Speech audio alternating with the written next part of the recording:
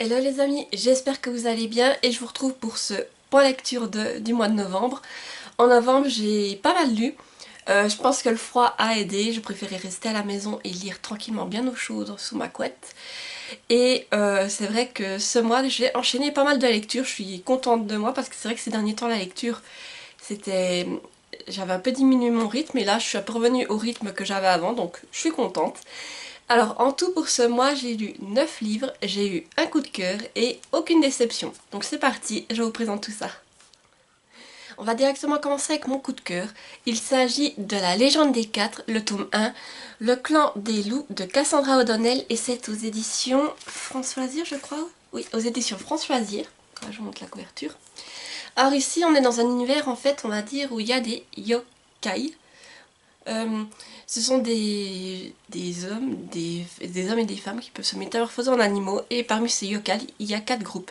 Un groupe qui peut se transformer en loup, un autre en tigre, encore un autre en aigle et le dernier en serpent. Voilà, donc disons que ces différents groupes de yokai ne s'apprécient pas particulièrement et à côté de ça, ils doivent encore cohabiter avec les humains.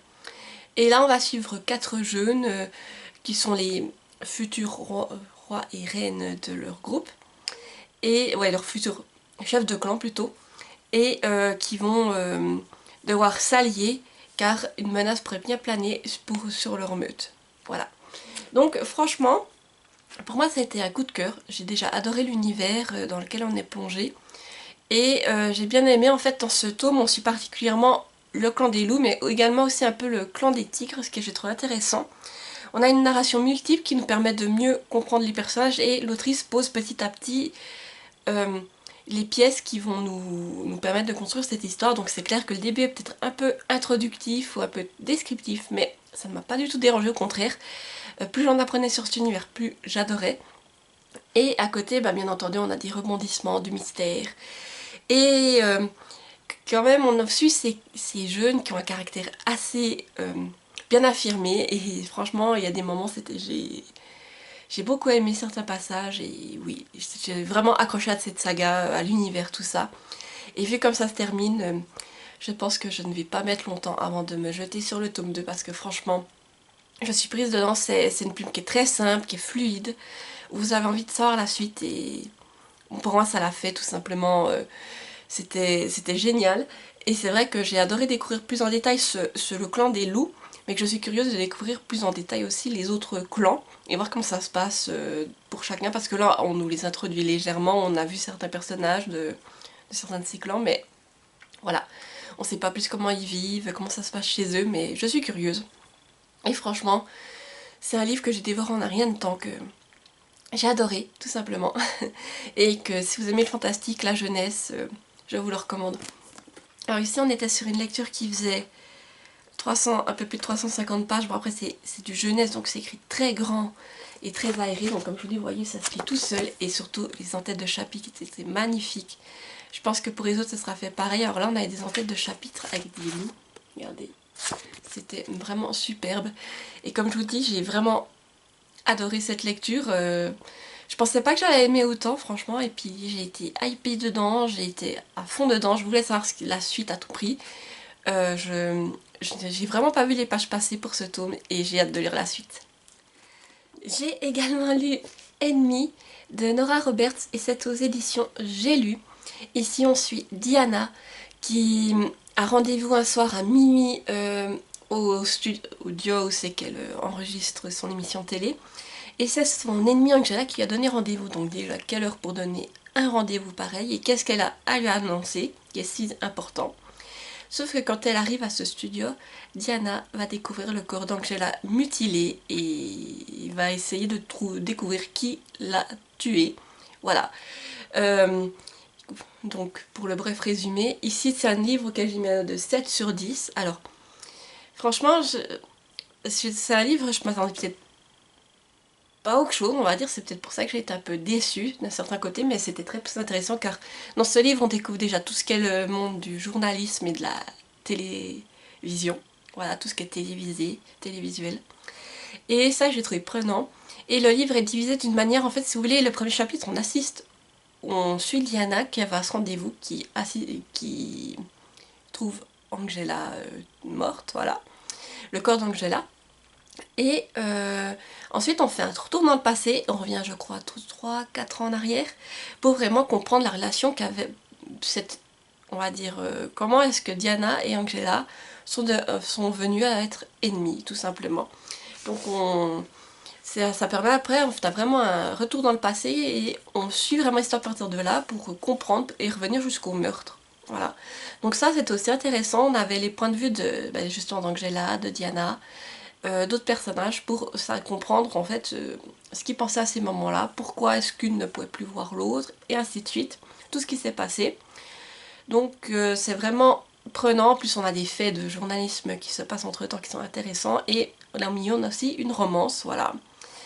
Euh, alors moi j'ai trouvé que c'était intéressant, on a des personnages quand même assez complets, sauf que ce que je reproche plus à ce roman, c'est que je m'attendais peut-être à ce que le thriller soit plus présent. Alors certes, il y a des meurtres, il y a des choses comme ça, mais je m'attendais plus à un thriller, comment dire, comme d'autres thrillers de Nora Roberts, où c'est que vraiment tout du long, ça plane au-dessus de nos têtes, qu'on se dit mais qui est le meurtrier? Que là, j'ai l'impression que le thriller est un peu mis au second plan, et qu'on mettait la romance en premier plan, voilà. Et du coup, pour moi, j'ai pas vraiment trouvé que c'était... Voilà, il y a du thriller, mais c'est pas... Je dirais plus que c'est une romance, ce livre, personnellement. Et aussi l'autre point que j'ai trouvé un peu dommage, c'est que j'ai trouvé la fin un peu précipitée. C'est vraiment... à un moment donné, on était dans un des faits qui est en train de se passer, et je me disais, mais comment l'autrice va réussir à boucler ça, vu le peu de pages qui restent? Et oui, en effet, ça a été précipité, c'est bouclé en quelques pages, et j'ai trouvé ça dommage. Donc voilà, j'ai trouvé la fin précipitée à mon goût. C'est ce qui lui a enlevé des points, mais sinon je trouve que c'est un livre qui est intéressant, c'est très bien écrit. La plume de Nora Roberts, elle est prenante, elle est fluide. Et tout du long, on se demande qui est ce fameux meurtrier, mais moi j'avais pas trouvé le bon personnage, bien sûr. Et oui, il y a quand même des rebondissements, des choses comme ça, mais c'est vrai que moi je m'attendais à avoir plus de thriller, donc voilà pourquoi je lui ai peut-être enlevé quelques points. Mais une très bonne lecture, et c'est un roman de Nora Roberts que j'ai été contente de découvrir. J'ai également lu le tome 2 de Rouge Sang et Noir Corbeau, La Santa Muerte de J. Robin aux éditions Le Héron d'Argent. Voilà, je vous montre la couverture qui est sublime. Ici, on suit Amélia. Alors, je vous fais un résumé du tome 1, bien entendu, pour ne pas vous spoiler. On suit Amélia qui était une servante dans un domaine et elle va se faire tuer. Sauf que elle va renaître et elle va se retrouver face à la faucheuse qui va lui proposer de devenir une de ces petites faucheuses et de poursuivre voilà, sa vie comme telle. Donc elle va devoir aller faucher des âmes pour la grande faucheuse, et elle devient donc la faucheuse rouge. Et pour s'aider, donc la faucheuse lui dit qu'elle va devoir se trouver un compagnon, en fait, et que comme compagnon, elle va choisir son meurtrier. Voilà, pour le résumer. Donc ici, j'ai été contente de retrouver les personnages et cet univers que j'avais beaucoup aimé dans le tome 1. Et j'avais hâte de voir ce que ce tome allait nous réserver. Alors il y a des rebondissements, tout ça. J'ai beaucoup aimé découvrir aussi l'univers de la Santa Muerte. Après, ce que je regrette, c'est comme c'est le personnage qui est sur le livre, je m'attendais à peut-être plus la voir dans ce tome. Donc elle a fait quelques apparitions, mais peut-être pas autant que ce que j'aurais souhaité. Sinon, c'était prenant. On découvre enfin le fin mot de l'histoire. Et des révélations qui m'ont vraiment, que je n'ai pas vu venir, hein, que j'étais sur les fesses. Franchement, j'ai beaucoup aimé ce tome. Après, tout ce que je peux reprocher, voilà, parce que je lui ai mis la note de 7 sur 10 pour la raison en fait que déjà j'ai trouvé que ce tome était trop axé sur la romance toxique entre Amelia et Ren. Et voilà, je trouvais que c'était vraiment trop ça qui passe en premier plan, alors que l'autre tome était peut-être... le tome 1 était... On voyait plus les autres petites faucheuses, et je trouvais ça dommage qu'elles ne soient pas plus présentes dans ce tome-ci. Et aussi, j'ai trouvé la fin vraiment précipitée, et il y a des éléments sur lesquels on reste sur notre fin, et voilà, j'ai trouvé que c'était dommage, j'aurais bien voulu avoir plus de détails, et je pense que même avoir des pages en plus, ça m'aurait pas dérangé pour vraiment bien ficeler tout ça, et pouvoir refermer ce livre en ayant toutes les réponses. Et là, je j'ai refermé ce livre, mais je me disais oui, mais voilà, là je sais pas, voilà, j'ai trouvé ça, pour moi c'était dommage, mais peut-être que d'autres vont plus apprécier cette fin ouverte, mais moi je suis pas trop pour que certains éléments restent ouverts, mais voilà, j'aime bien avoir tous les éléments, que tout soit complet. Et là, pour moi, j'ai trouvé que oui, la fin est un peu précipitée à mon goût. Après, ce que je peux vous dire, c'est que l'objet livre est juste magnifique. Regardez ça, cette beauté. On est sur une lecture, pendant que je l'ouvre, qui fait un peu plus de 325 pages. C'est écrit assez grand. Oui, taille, on va dire que c'est écrit de taille standard et aéré. Et surtout, ce qui est magnifique dans cet objet livre, c'est les entêtes de chapitres et les illustrations que vous retrouverez à l'intérieur. C'est vraiment un objet livre qui est sublime. Alors moi, franchement, j'ai passé un bon moment. Et comme je vous dis, j'ai adoré l'univers de la Santa Muerte, j'ai adoré retrouver nos faucheuses, tout ça. Et voilà, j'ai juste trouvé que peut-être qu'il y avait un peu trop de romance dans ce tome-ci par rapport au premier. J'aurais plus voulu me centrer sur l'aventure, ces choses-là. Mais c'était une bonne lecture et je suis contente d'avoir lu cette saga. Donc si vous avez envie de lire une lecture avec des faucheuses dans un univers fantastique, je vous recommande cette lecture. C'est une duologie, ça se lit très vite.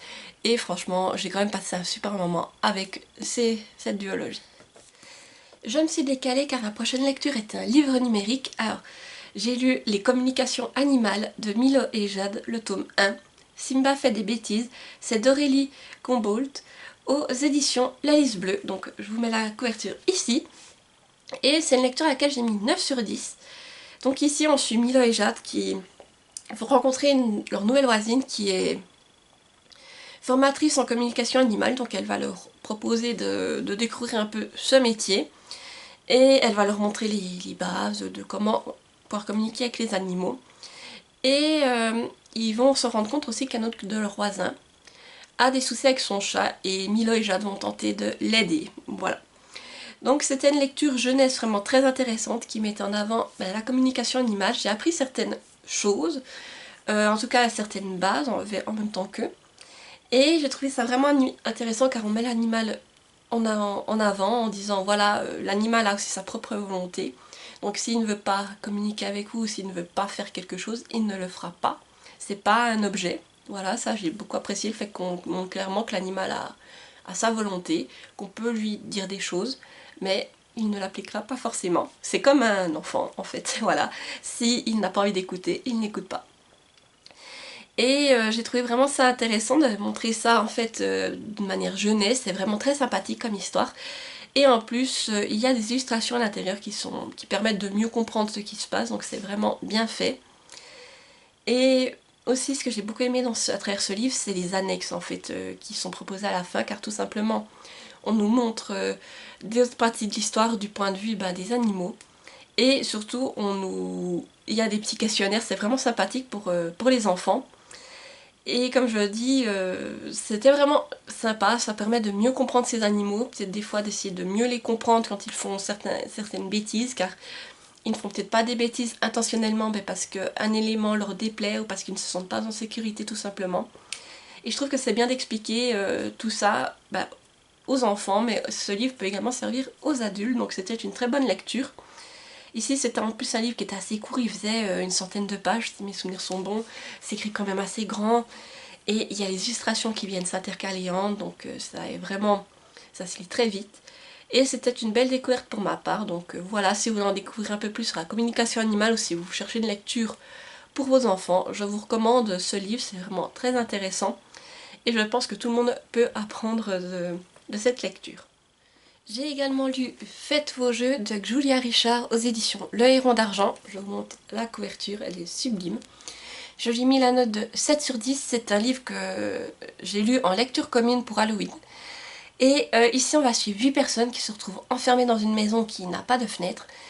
Et on va leur apprendre en fait que pour pouvoir s'en sortir, ils vont devoir être deux, mais seulement deux, pour pouvoir inscrire un code dans le SAS. Et que parmi ces deux personnes, eh bien, il doit y avoir le psychopathe qui les a enfermés là-dedans, car seul lui a le code. Donc ça veut dire qu'ils vont devoir s'entretuer pour qu'il n'en reste que deux, et parmi ces deux, prier pour avoir la personne qui détienne le code. Voilà. Donc c'est une lecture à laquelle j'ai mis, comme je vous disais, 7 sur 10. C'est un huis clos qui est avec une ambiance assez pesante. Comme nos personnages, vous cherchez à trouver qui est le psychopathe, qui les a enfermés là-dedans. Et comme on va suivre le point de vue des 8 personnages, toutes vos certitudes vont chaque fois être, comment dire, remis.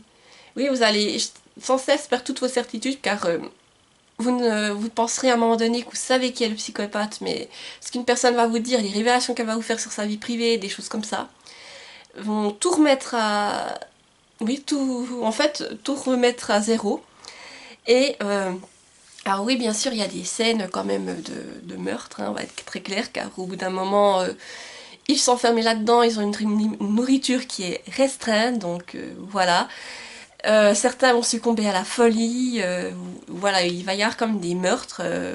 Donc si vous êtes sensible à cela, renseignez-vous avant de commencer ce livre, car on assiste quand même à différents meurtres et on va voir aussi de quoi un être humain est capable pour survivre en fait, pour arriver au bout. Et franchement, alors ce livre, ce que je lui ai reproché, c'est disons que déjà j'ai trouvé quelques coquilles dedans. Et des fois, ça faisait que je devais rire mes phrases parce que je comprenais. Je me disais, mais attends, là il manque un mot ou des choses comme ça, je comprenais pas. Alors je relisais la phrase et je me disais, ah ouais, je pense qu'elle a voulu dire ça, l'autrice.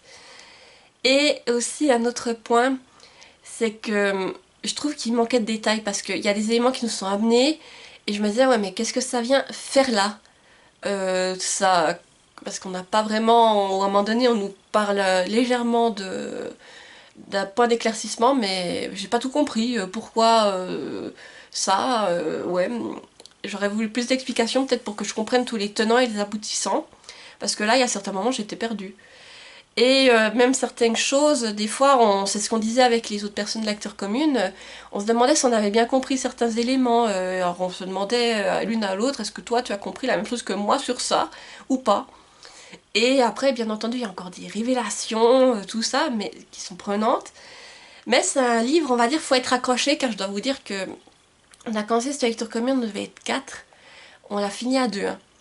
Il y en a 2 qui ont abandonné dès le départ parce qu'elles sont pas accrochées avec ce livre, cette plume. Et je peux comprendre car c'est le début qu'il fallait vraiment crocher et après on était pris dedans. Mais je peux les comprendre et puis qui n'ont pas adhéré à cette histoire, à la manière dont c'était écrite. Et moi et l'autre personne, eh bien on a été jusqu'au bout, mais c'est vrai qu'on a eu pas mal de... Déjà on ne savait pas qui était le fameux psychopathe, ça on le cherchait. Et par moments c'est vrai qu'on ne comprenait pas tout dans l'histoire. C'est ça qui était dommage, c'est que il aurait fallu plus de détails sur certains éléments à mon avis. Sinon, bah, comme l'objet livre est juste sublime, on est sur une lecture qui fait un peu plus de 370 pages et il y a des illustrations aussi à l'intérieur. Si vous voulez, au début que chacune des le roman est divisé en différentes parties. Au début que chaque partie, vous avez le personnage qui va être notre narrateur. Et en tête de chapitre, eh bien, vous avez chaque fois des illustrations qui sont sympathiques. Alors après, comme je vous dis, c'est un thriller franchement qui était assez pesant, avec une ambiance assez pesante. Moi, je ne savais pas ce qu'allait arriver, c'est ça qui donnait envie de lire la suite, mais après, c'est vrai que comme ça c'est terminé, je m'attendais pas du tout à ça. Et oui, je sais que certaines personnes ont été déçues par la fin. Pour moi, voilà, c'était quelque chose de plausible. Et c'était une lecture que j'étais contente d'avoir lu à cette période. Après, c'est vrai que moi, ce qui m'a pas mal dérangé, c'est ces coquilles que j'ai retrouvées. Et le fait que, oui, qu'il manquait de détails pour moi sur certains éléments. Donc, j'ai pas eu comme je vous dis, tous les aboutissants et que je n'ai pas forcément peut-être tout compris sur certaines choses, ce qu'elle faisait là et à quoi elle servait. Voilà. Mais un thriller que si vous aimez l'ambiance huis clos, tout ça, je peux vous recommander. J'ai également lu Dulan, c'est de Marie Calada et c'est publié chez Bod. Donc je remercie la maison d'édition pour l'envoi de ce service presse. Franchement, j'avais trop envie de découvrir ce livre. Ici, c'est un livre, je lui ai mis la note déjà de 9 sur 10, j'étais à 2 doigts du coup de cœur.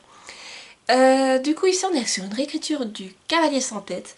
On va suivre Mila, qui est en train de faire un camping avec des amis en Irlande. et qui va se faire enlever par le Dullahan, donc le cavalier sans tête. Il va la ramener en 1601 dans son château, où elle va se retrouver prisonnière, et elle va devoir découvrir en fait les origines de cette macabre légende pour essayer de la rompre. Voilà. Donc ici j'ai beaucoup aimé déjà l'univers et j'ai beaucoup aimé cette réécriture du Cavalier sans tête en fait qui est un peu mêlée à une réécriture de La Belle et la Bête également. Ça m'a beaucoup plu comme c'était fait. Et dessus Mila qui revient dans cette époque, qui est dans ce château. Et les personnages, j'ai trouvé ça vraiment prenant, j'ai beaucoup aimé comme je vous dis.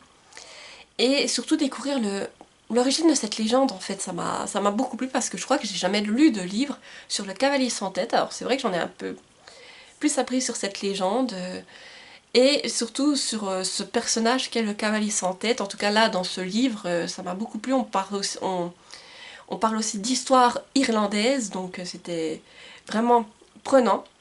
Et surtout comme Mila, j'ai été prise là-dedans en fait. Je faisais des balades dans la nature irlandaise à cheval ou bien je voyageais entre les époques comme elle et ça m'a beaucoup plu. Et ce que j'ai bien aimé aussi c'est la romance qu'a amenée là-dedans. Je trouve qu'elle était bien faite, bien amenée, tout ça, j'étais prise dedans. Je me suis régalée avec ce livre franchement et il y avait de gros rebondissements que je n'avais pas vu venir, que je me suis retrouvée sur les fesses et je me disais mais comment est-ce qu'ils vont faire là.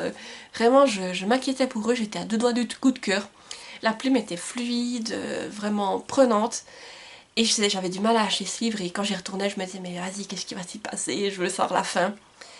Et franchement, j'ai beaucoup aimé cette lecture. Alors franchement, si vous avez envie de découvrir un peu plus sur l'histoire du cavalier sans tête et que vous aimez les réécritures de La Belle et la Bête, allez-y.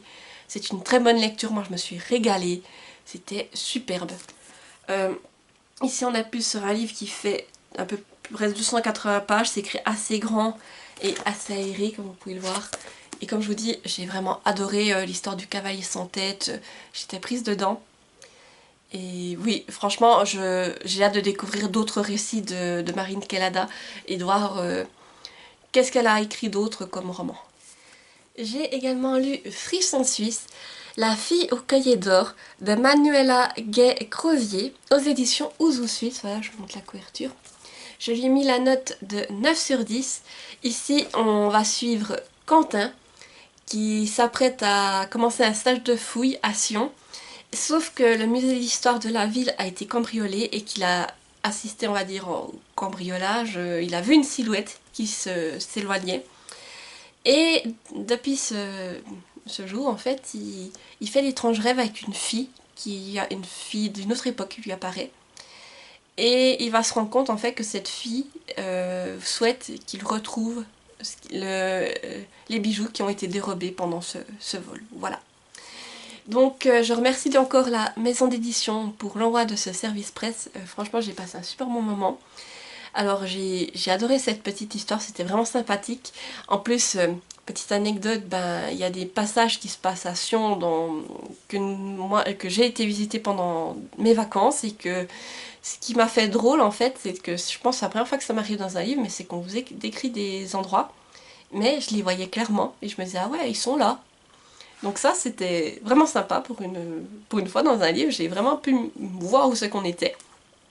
Après ce que j'ai beaucoup aimé c'est que dans ce livre aussi on nous parle d'archéologie, ce que je trouve intéressant et qu'on a des explications sur l'archéologie. Et ce qui est sympa aussi bien entendu c'est l'illustration. Alors dans ce tome je trouve qu'ils sont...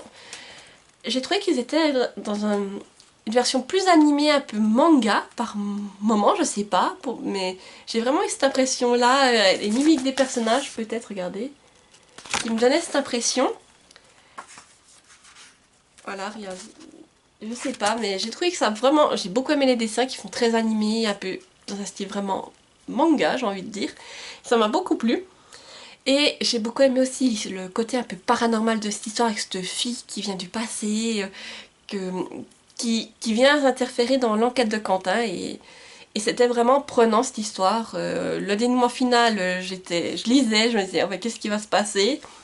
Et j'ai trouvé la fin vraiment très émouvante. J'ai voilà, passé un super moment de lecture. Et c'est un récit jeunesse, mais je pense que ça peut plaire à tout âge. Et donc voilà, si vous aimez un peu, si vous avez envie de passer un bon moment de lecture, ou bien que vous cherchez une lecture pour vos enfants, avec un peu de paranormal, de l'archéologie, je pense que ce livre fera l'affaire. Ici en plus on est sur une lecture qui fait un peu plus de 100, je crois 115 pages environ, ouais 115 pages. Mais comme je vous dis, c'est écrit assez grand, assez aéré aussi. Et il y a les illustrations qui s'intercalent entre, donc ça se lit très vite. Et quand on est pris dans l'histoire, on veut savoir qui a fait le vol et puis qui est cette mystérieuse fille. Et comme je vous dis, j'ai vraiment adoré ce récit. J'ai passé un bon moment de lecture et voilà, c'était vraiment super. J'ai aussi lu le dernier tome d'Emma Paddington, donc c'est le tome 5, Le gouffre de l'abomination de Catherine Roland, qui est aussi publié chez Bod. Donc je remercie l'autrice pour l'un de ses services presse. Je lui ai mis la note de 9 sur 10. Alors pour vous faire un résumé rapide du tome 1, on suit Emma Paddington qui vient d'apprendre qu'elle a hérité du manoir de Dark Road End. Elle se rend sur place en espérant vendre le manoir, sauf que là-bas, elle va découvrir que des êtres, des créatures fantastiques y vivent et que non seulement elle ne peut pas vendre ce manoir car il y a enfermé dans la cage un démon qui, si il est libéré, va provoquer la destruction de la planète. Voilà. Donc c'est vraiment un univers loufoque dans lequel j'ai été contente de me replonger. J'adore vraiment cet univers. Et comme d'habitude, il y a des nouvelles créatures fantastiques qui font leur entrée, c'est vraiment sympathique. Les personnages sont attachants et la narration multiple nous amène du dynamisme et permet de mieux comprendre les points de vue de certains personnages. Donc ce qui est vraiment intéressant, ce tome propose à la fois de l'aventure et de bons rebondissements et surtout des révélations que je n'avais pas vu venir pour certaines. Donc voilà, c'était vraiment prenant. La plume est fluide, toujours et prenante, tout en restant toujours aussi déjantée. C'est ce que j'adore dans cette saga. C'est la plume qui est déjantée et on se dit qu'il n'y aura pas plus fou qui pourra arriver. Ben si, il y a toujours plus fou. Et voilà, là c'était vraiment fou, mais j'ai adoré. Et le dénouement final, alors franchement, était surprenant. Et la fin aussi, il était surprenant, j'ai envie de vous dire, ce dénouement final, mais aussi émouvant. Et voilà, j'ai refermé ce livre avec une pointe de regret, en me disant que je quittais cet univers, ces personnages, et voilà, mais je suis contente d'avoir découvert la fin, mais d'un côté, je suis triste de ne plus les retrouver, en me disant oui, il y aura une suite, je vais les retrouver, tout ça, donc c'est avec une certaine tristesse que j'ai refermé ce livre. Et ce que j'ai beaucoup aimé aussi dans ce livre, c'est qu'on parle du thème du pardon, et la manière dont il est abordé, j'ai trouvé ça bien fait, et vraiment sympathique, voilà. Donc j'ai envie de vous dire avec cette saga, si vous cherchez quelque chose de loufoque, sans prise de tête, et avec des passages quand même assez drôles, si vous aimez aussi le fantastique, allez-y, je pense que ça vous plaira car franchement, c'est une vraie pépite. Je sais pas si je vous montrer la couverture, regardez en plus, la couverture là, elle est sublime. Ici on est sur une lecture qui fait un peu plus de 250 pages. Alors c'est écrit un peu de taille standard, c'est peut-être un peu serré, mais comme je vous dis, quand vous êtes pris dedans, vous le lisez tout seul. Et franchement, j'ai été contente de découvrir la fin des aventures d'Emma, même si j'ai un petit passement au cœur à l'idée de quitter cet univers et ses personnages. Et ma dernière lecture de ce mois, ça a été Frisson Suisse, Le temps des sorcières de Mark Woltenhauer aux éditions Ouzou Suisse. Je vous montre la couverture. Donc là, je remercie aussi la maison d'édition pour moi de ce service presse. J'ai mis la note de 9 sur 10. Ici, on suit Adam et Mélissa qui vont participer à la fête médiévale d'Aigle et ils vont apprendre qu'un de leurs amis, Bao, serait en danger. Donc, ils vont devoir déjouer un complot. Mais voilà, cela pourrait se révéler bien dangereux. Voilà pour le petit résumé. Donc comme je vous dis, j'ai mis la note de 9 sur 10, j'ai passé un bon moment de lecture, j'ai trouvé l'histoire prenante et j'ai beaucoup aimé le thème des sorcières qui, comme il est abordé, j'ai appris certains faits en lien avec les sorcières en Suisse et des références historiques que j'ai trouvé vraiment intéressantes, que je ne savais pas, hein. Franchement c'était très intéressant là-dedans. Et ce que j'ai beaucoup aimé aussi dans ce livre, c'est qu'il y a beaucoup de références à Tintin et surtout Capitaine Haddock, qui est un personnage d'ailleurs qui ressemble beaucoup à Capitaine Haddock et ça. J'ai beaucoup aimé. Je pense que comme c'est fait, ça pourrait donner envie aux plus jeunes de redécouvrir les albums de Tintin et je pense que c'est sympathique car je pense que Tintin, c'est quelque chose pour tout âge et que même les plus jeunes peuvent encore apprécier. Donc c'est vraiment bien fait dans ce livre, ces références. Et même moi, des fois, il y a des questions qui sont posées sur certaines choses en lien avec Tintin. Et je cherchais, je me disais, mais attends, est-ce que je me rappelle encore de tout ça Mais c'était rigolo.